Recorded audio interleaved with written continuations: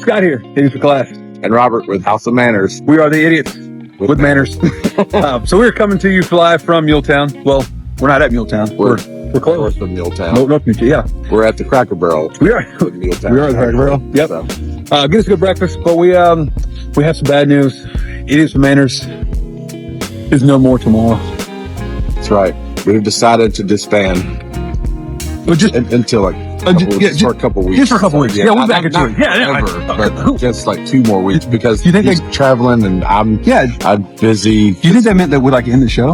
I think so. Well, I think they Well, thought why would we do that? No, Well, that's a terrible idea. I think it's a really bad idea. We're too fun for that.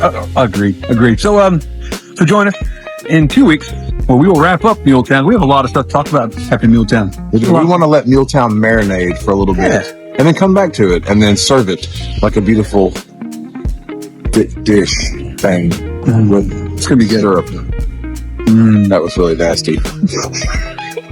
Yeah. So anyway, join us in 2 weeks. We'll see y'all next time.